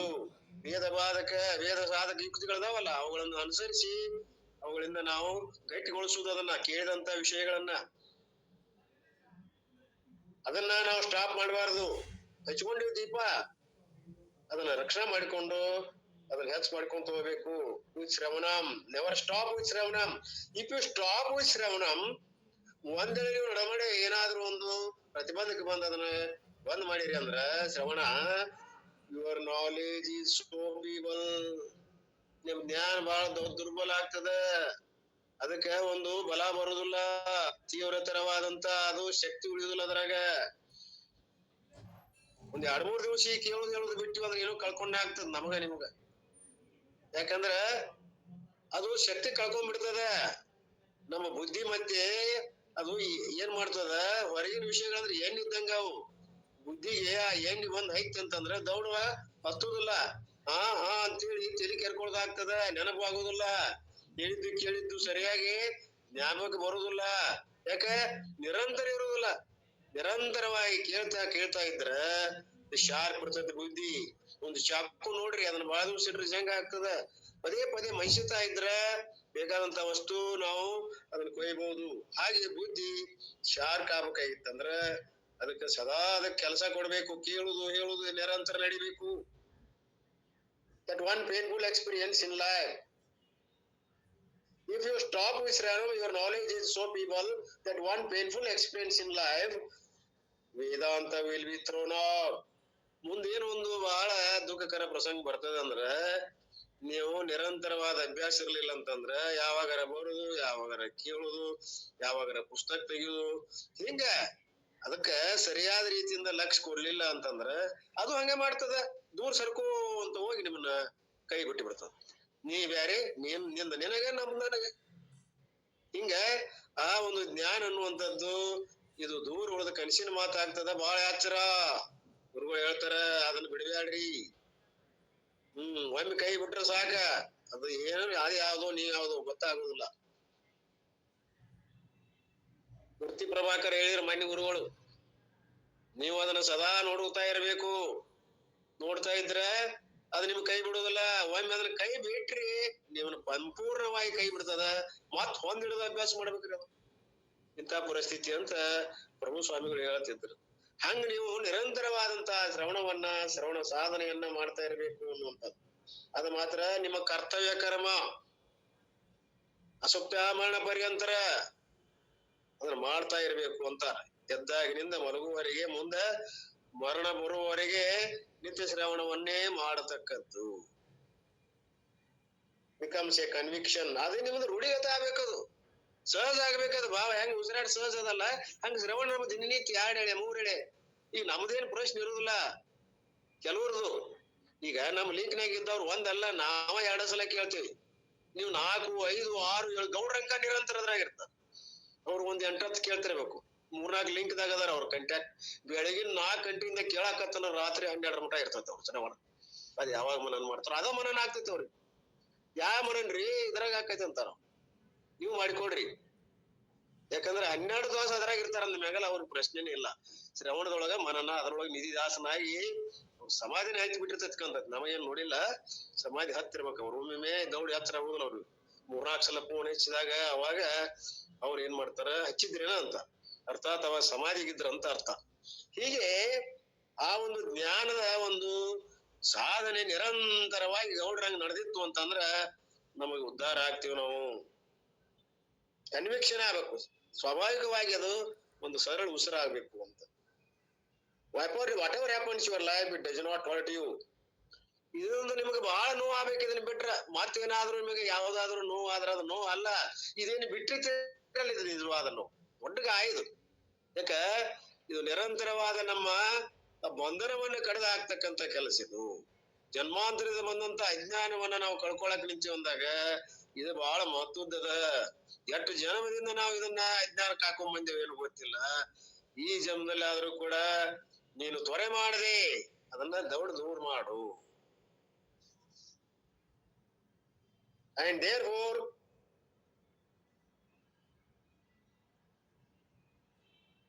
ಶಾಶ್ವತ ಜ್ಞಾನ ದೀಪ by the powerful lamp of knowledge. ಬುದ್ಧಿ ಇಷ್ಟು ತೀಕ್ಷ್ಣ ಆಗ್ಬೇಕು. ತೀವ್ರತರವಾದಂತ ಒಂದ್ ಸ್ವಲ್ಪ ಯಾವ್ದಾದ್ರು ವಿಚಾರ ಹೇಳಿದ ತಕ್ಷಣ ತಿಳಿದಿಲ್ಲ ಅಂದ್ರೆ ಏನೋ ಒಂದ್ ಸ್ವಲ್ಪ ಮಕ್ ಬಂದದ. ದೀಪ ಸರಿಯಾಗಿ ಉರಿತಾ ಇಲ್ಲ ಅಂದ್ರ ಅಲ್ಲಿ ಮಕ್ ಬಂದದಂತ ಅರ್ಥ. ಮತ್ ಜಾಡಿಸಿದಾಗ ಅದು ಪ್ರಜ್ವಲಿಸ್ತದ.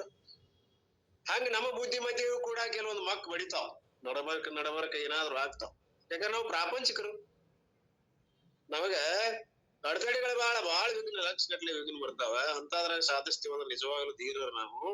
ಆದ್ರೂ ಕೂಡ ನಾವು 2-4 ನಡೆಸ್ತೇವಂದ್ರ ಹೆಚ್ಚಿಂದ ಇದು ನಿಜವಾಗ್ಲೂ ಪುಣ್ಯಶಾಲಿಗಳು ನಾವು ಅಂತ ಹೇಳಿ ನಮಗೆ ಬೇಕಾದ ಸಾಮಗ್ರಿಗಳು ಗುರುಗಳು ಎಲ್ಲ ನಮಗೆ ಲಭ್ಯ ಆಗ್ತಾ ಇವೆ. ಇದು ಪರಮಾತ್ಮನ ಒಂದು ಲೀಲಾ. ಅವ್ ಮಾತು ಕೊಟ್ಟ ನಮಗ ನಿಮ್ಮನ್ನು ಉದ್ಧಾರ ಮಾಡಿ ತೀರ್ತೇನಂತ. ನಾಮದಾರ ಗುರುಗಳಾಗ್ಲಿ ಪರಮಾರ್ಥಾನಂದರಾಗಲಿ ಅಜ್ಞ ಯಾವ ಗ್ರಂಥಗಳಾಗಲಿ ಯಾವುದೇ ರೂಪದಿಂದ ಬಂದ್ ನಮಗೆ ದೇಲಿಯೊಳಗ ಆ ಜ್ಞಾನವನ್ನ ತುಂಬಿಸಿ ಪರಮಾತ್ಮ ನಮಗ ಮುಕ್ತಿಯನ್ನು ಒದಗಿಸಿಕೊಡುತ್ತಾ ಇದ್ದಾನೆ. ಅದಕ್ಕೆ ಏನ್ ಮಾಡ್ರಿ ಈಗ ಜ್ಞಾನ by the powerful lamp of knowledge. ಬಹಳ ತೀವ್ರವಾದಂತ ಜ್ಞಾನವನ್ನ ನೀವು ಸತತ ಸಾಧನೆಯ ಒಂದು ಹಂತವನ್ನ ತಲುಪಬೇಕಾಗಿತ್ತು ಅಂದ್ರ ಆ ಜ್ಞಾನ ದೀಪ ತೀವ್ರವಾಗಿ ಉರಿಬೇಕು, ಪ್ರಜ್ವಲಿಸ್ಬೇಕು. ಪ್ರಜ್ವಲಿಸುವಂಗೆ ವ್ಯವಸ್ಥೆ ಮಾಡಬೇಕು. ಮತ್ ಬರ್ದಂಗ್ ನೋಡಬೇಕು, ವ್ಯಾಪಾರ ಮಾಡ್ಬೇಕು. What do I do? ನಾಶಯಾಮಿ, I will remove the darkness in the mind which is born of ignorance.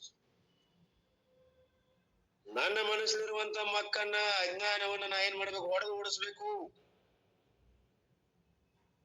ಆ ಕತ್ಲನ್ನುವಂತ ಉಳಿಬಾರ್ದು. ಅಲ್ಲಿ ಯಾವಾಗ್ಲೂ ಬೆಳಕಿರಬೇಕು. ಕತ್ತಲ್ ರೂಮ್ ನಾವು ನೋಡ್ರಿ ಬಾಳ ದಿವಸ ಇರ್ತದ್ರೆ ಮುಂಗಾಡು ಅಂತ ಇಂಥವೆಲ್ಲ ವಾಸ ಮಾಡ್ತಾವ. ಇಲಿಗಳು ಬುದ್ಧ ಕೆದರ್ತಾವ. ಆ ಲೈಟ್ ಇತ್ತಂದ್ರೆ ಯಾವಾಗ್ಲೂ ಅಲ್ಲಿ ಯಾವ ಬರುದಿಲ್ಲ ಅಂತ, ಯಾವ ಕ್ರಿಮಿ ಕೀಟಗಳಾಗ್ಲಿ ಅಂತ ಇಂಥವು ಬರುದು. ಹಂಗ ನಮ್ಮ ಒಂದು ಬುದ್ಧಿಮತಿಯಲ್ಲಿ ಅನಾತ್ಮ ವಿಷಯಗಳಿಗೆ ಎಡೆ ಮಾಡಿಕೊಡದೆ ಯಾವಾಗ್ಲೂ ಆತ್ಮ ವಿಷಯಕವಾದಂತ ವಿಚಾರವನ್ನ ಅಂತ ಗ್ರಂಥಗಳನ್ನ ಅಧ್ಯಾಪನ ಮಾಡ್ತಾ ಇರ್ಬೇಕು. ಹಂಗಾರ ಅಜ್ಞಾನ ಎದರಿಂದ ಬರ್ತದ? ಕತ್ತಲೆ ಅಂದ್ರೆ ಅಜ್ಞಾನ ಇಲ್ಲೇ. And that internal darkness alone appears as the external gloom in the place. ನೀ ಯಾವ್ದೋ ಒಂದು basis of index of mind ನಮ್ಮ ಮುಖದಲ್ಲಿ ಎಲ್ಲಾ ಕಂಡು ಬರ್ತದ. ನಮ್ಮ ಮುಖದ ಜ್ಯೋತಿ ಬಾಡಿತ್ತು ಬೇಲಿತ್ತು ಒಂದ್ ಸ್ವಲ್ಪ ಅದು ಗೊತ್ತಾಗ್ತದ. ನಗನಗತ ಕಳೆ ಪ್ರಫುಲ್ಲಿತ್ತು, ಉತ್ಸಾಹದಿಂದ ಸ್ಫೂರ್ತಿಯಿಂದ ಕುಡಿತು ಅದು ಗೊತ್ತಾಗ್ತದೆ. ನಮ್ಮಲ್ಲಿ ಸ್ಫೂರ್ತಿ ಹಿಂಗಿರ್ತದಲ್ಲ, ಯಾವಾಗ್ಲೂ ಫ್ರೆಶ್ ಇರ್ತದ. ಏನ್ ಮಾಡ್ಲಿ ಏನ್ ಬಿಡ್ಲಿ ಅಂತದ್ ಯಾವಾಗ ಒಂದು ಸ್ಫೂರ್ತಿ ಇರ್ತದಲ್ಲ, ಅದ್ ಒಳಗೆ ಜ್ವಾಲೆ ಬೆಳಗ್ತಾ ಇರ್ತದ. ಯಾವಾಗ್ಲೂ ಸಪ್ಪನ್ನು ಮಾರಿ ಆಡ್ಕೊಂಡು ತಲೆ ತೆಳಗ್ ಮಾಡ್ಕೊಂಡು ಕುಂತೀವದ್ರ ನಮ್ಮಂಗ ಅದು ಸ್ಪಾರ್ಕ್ ಆಗಿಲ್ಲ ಅಂತ ಅರ್ಥ. ಅರ್ಥಾತ್ ಅದನ್ನ ನಾವ್ ಇನ್ನೂ ಜ್ಞಾನ ಜ್ಯೋತಿಯನ್ನ ನಾವು ಸರಿಯಾಗಿ ಹಚ್ಚಿಲ್ಲ, ಅದನ್ನ ಪ್ರೊಟೆಕ್ಷನ್ ಮಾಡ್ತಾ ಇಲ್ಲ ಅಂತ ಅರ್ಥ. ಅದು ಹೊರಗ್ ಕಾಣ್ತದೆ, ಎಕ್ಸ್ಟರ್ನಲ್ ಗ್ಲೂಮ್ ಇನ್ ದ ಫೇಸ್. ನಮ್ಮ ಮಾರಿ ಯಾವಾಗಲೂ ನಗನಗ್ತಾ ಇರ್ಬೇಕು, ಅಲ್ಲಿ ಚಂದ್ರನಂಗಿರ್ಬೇಕಂತಾರ. ಅರ್ಥಾತ್ ಒಳಗೆ ಜ್ಞಾನ ಜ್ಯೋತಿ ಬೆಳಗಿದ್ರೆ ಚಂದ್ರನಂಗಿರ್ತದ. ಜ್ಞಾನಿಗಳ ಮುಖ ನೋಡ್ರಿ, ಎಷ್ಟು ಹರ್ಷನ್ಮುಖ ಇರ್ತಾರೆ, ಅವ್ರು ತೇಜ್ ಇರ್ತದ, ಕಣ್ಣೊಳಗ್ ಮುಖ ಹೊಳಿತಿರ್ತದ. ಮತ್ ಉಳಿದವ್ರದು ಭಾವ ಎದ್ ಕಾಂತಿರ್ತಾವ, ಅವ್ರ ಸಿಟ್ಟಿನ ಸಡಕ, ಆಮೇಲೆ ಸಿಟ್ಟ, ಏನಾದ್ರು ಒಂದು ಕಾಂತಿರ್ತಾವ, ಒಳಗಿದ್ದ ಹೊರಗೆ ತೋರ್ತೈತೆ ಅಂತ ಹೇಳ್ತಾನೆ ಇಲ್ಲಿ ಪರಮಾತ್ಮ. ಆ ಜ್ಞಾನದ ಕಳೆನ ಬೇರೆ ಅದು. ಎಷ್ಟು ಶಾಂತ ಸಾತ್ವಿಕ ವೃತ್ತಿ ಇರ್ತದಲ್ಲ. ರಾಜೇಶ್ ವೃತ್ತಿ ಇದ್ರ ಉಗ್ರ ಇರ್ತೈತ್ರಿ, ಕಣ್ಣ ಮಾರಿ ಹೊಸೊಂದ್ ರಾವ್ ಇರ್ತದ. ತಾಮಸ್ ಇತ್ತಂದ್ರೆ ಜೋಲ್ ಮರ ಇರ್ತೈತಿ. ಒಂದ್ ಮನಿ ನಿದ್ದೆ ಮಾಡಿದವ್ರಿಗೈತೆ ದರಿ ಹೊಡ್ಕೊಂತ ಏನೋ ಒಂದ್ ಒಟ್ಟ ಕಂಡು ಬರ್ತದ. ಅದು ಆ ಲಕ್ಷಣಗಳು ಸೋಮಾರಿ ಲಕ್ಷಣಗಳು ಕಂಡು ಬರ್ತಾವ, ಜ್ಞಾನಿ ಲಕ್ಷಣಗಳು ಕಂಡು ಬರ್ತಾವ. ಹಾಗೆ ಇಲ್ಲಿ ನಮ್ಮ ಮುಖದ ಬದಲಾವಣೆಯಿಂದ ಗುರುತಿಸ್ಬೇಕಾಗ್ತದ. ವೆದರ್ ಎ ಪರ್ಸನ್ ಈಸ್ ಸಂಸಾರಿ or not, he did not tell. ಇಲ್ಲೇ ಟೈಮ್ ಆಗ್ತಾ ಬಂತು, ಇನ್ನೊಂದು 3 ಸಾಲದ ಓದ್ಬಿಟ್ಟು ಫಾಸ್ಟ್ ಹೋಗ್ತೀನಿ. ವೆದರ್ ಎ ಪರ್ಸನ್ ಈಸ್ ಸಂಸಾರಿ ಆರ್ ನಾಟ್, ಅವ್ ಸಂಸಾರಿ ಇರ್ಲಿ ಯಾರೇ ಇರ್ಲಿ, ಮುಖದ ಕಳೆ ಮೇಲಿಂದ ಅವ್ನ ಏನ್ ಗುರುತಿಸಕ್ ಬರ್ತದೆ. he did not tell, ಅವ್ನು ಹೇಳುದು ಬೇಕಾಗಿಲ್ಲ, ಅವ್ನು ಮಾಡಿ ಸೂಚನೆ ಮಾಡ್ತೈತಿ. you can discern from the page there is an external castor eye in his face. ಮಿಂಚಿದಿರ್ತದೆ ಅವನ ಮುಖ, ಏನಪ್ಪಾ ಎಣ್ಣೆ ಹಚ್ಚನ ಹೋಗೈತೆ. and ask how are you, you will say going on, that is shortest answer. ಎಲ್ಲ ಚೆನ್ನಾಗಿದೆ, ನಡೀತಾ ಇದೆ, ಚೆನ್ನಾಗಿ ನಡೀತಾ ಇದೆ. ಅವನ ಮುಖದಲ್ಲಿ ಬದಲಾವಣೆ ಅವಾಗಲೂ ಪ್ಲೇಸೆಂಟ್ ಇರ್ತದ. then you sit and ask what is happening, ಏನ್ ನಡೀತಾ ಇದೆಪ್ಪ ಮನೆಯೊಳಗ. then there is a serial chitti, swantam, bandham, and all will be smaller ones. He has got a huge serial of away, and the face will bloom with a joy. Not the problems are gone, but the problems lose their capacity to disturb me. ಎಷ್ಟೋ ಸಮಸ್ಯೆಗಳು ಮನೆಯಾಗ ಇರ್ತಾವ, ಒಬ್ಬೊಬ್ಬರಿಗೆ ಸಮಸ್ಯೆಗಳು ಇರುವುದಿಲ್ಲ. ಯಾಕಂದ್ರೆ ಅವರು ಹಿಂದಿನ ಜನ್ಮದೊಳಗೆ ಎಲ್ಲಾ ಅಂತ ಬೇಡಿ ಬಂದಿರ್ತಾರ, ಪುಣ್ಯ ಇರ್ತದ. ಒಬ್ಬೊಬ್ಬರಿಗೆ ಪಾಪಾತ್ಮ ಅದ್ ಹಿಂದೆ ಏನಾಗಿರ್ತಾವಲ್ಲ ಅವೆಲ್ಲ ಕಾಡ್ತಾವ. ಆದ್ದರಿಂದ ಅವನ್ನೆಲ್ಲ ಎದುರಿಸಿ ನಾವು ಆ ಒಂದು ಕಾಕೋಬೇಕಾಗಿತ್ತಂದ್ರೆ ಕಠಿಣದ ಅದೇನ್ ಮಾಡ್ತೈತಿ ಅಂದ್ರೆ, ಅದು ಎಷ್ಟೋ ಒಂದು ಕೆಪಾಸಿಟಿಯಿಂದ ನಮ್ಮನ್ನ ಡಿಸ್ಟರ್ಬ್ ಮಾಡಕ್ ಬಂದ್ರೆ ನಾವು ಆಶಿಕೋಬಾರ್ದು ಅಂತ. ನಮ್ಮ ಬುದ್ಧಿ ಅಷ್ಟೊಂದು ಸ್ಟ್ರಾಂಗ್ ಇರ್ಬೇಕನ್ನುವಂತ ವಿಷಯ ಹೇಳ್ತಾರ. ಮುಂದಿನ ದಿನ 2 ಪ್ಯಾರ ಅದ, ಅದಕ್ಕೆ ನಾಳೆ ಗುರುಗಳು ಇದನ್ನೆಲ್ಲ ಕೂಡಿಸ್ಕೊಂಡು ಇನ್ನೊಮ್ಮೆ ಸಾರಾಂಶವನ್ನ ಕೊಡಿಕೊಂಡು ಮುಂದಿನ 2 ಪ್ಯಾರ ಹೇಳಿ ಮತ್ ಮುಂದಿನ ಶ್ಲೋಕ ಹೋಗ್ತಾರ ಅನ್ನುವಂತ 2 ಮಾತುಗಳನ್ನು ತಮ್ಮಲ್ಲಿ ಅರ್ಪಿಸಿ ನನ್ನ ಮಾತಿಗೆ ವಿರಾಮ.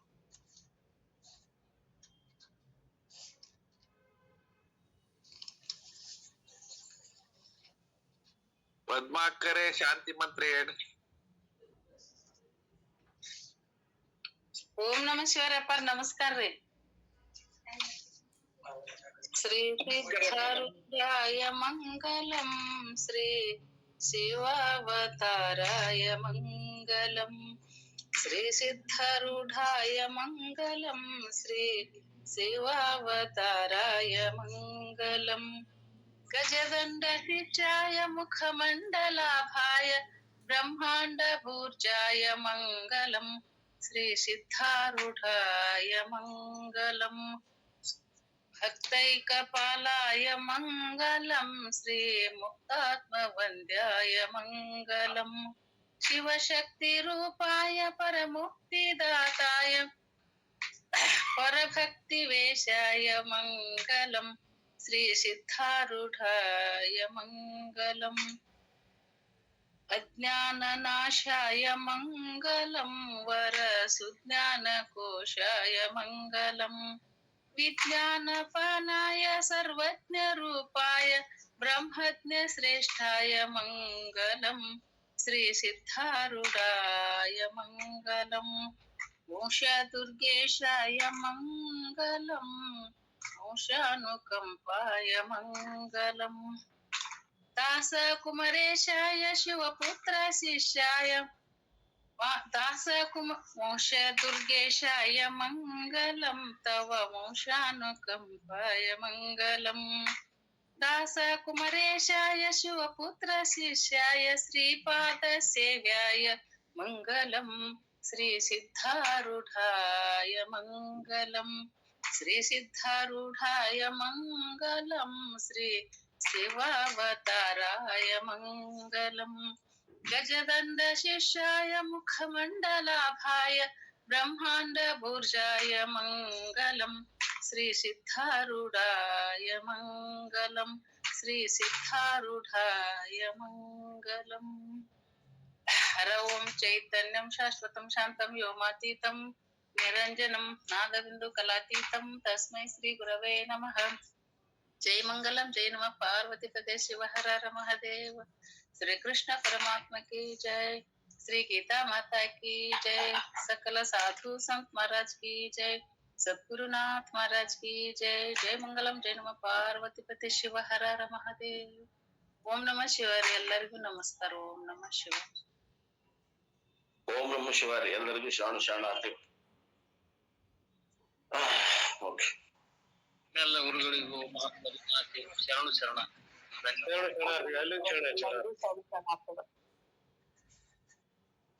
ಪೂಜ್ಯ ಗುರುಗಳಿಗೂ ಎಲ್ಲ ಮಹಾತ್ಮರಿಗೂ ಮಾತೆರಿಗೂ ಶರಣು ಶರಣಾರ್ಥಿಪ್ಪ. ಶರಣು ಶರಣಾರ್ಥಿ.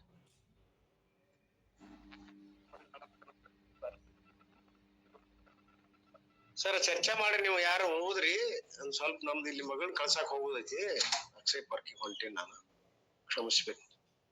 ಚರ್ಚೆ ಮಾಡಿ ನೀವು ಇದ್ದವ್ರು ಯಾರು ಹೋದ್ರಿ ಒಂದ್ 4 ಮಾತು ಹೇಳ್ರಿ. ಎಲ್ಲಾರು ಗುರುಗಳು ಯಾರು ಕೇಳ್ತಾರ ಅವ್ರ ಒಂದ್ 4 ಮಾತು ಹೇಳ್ರಿ.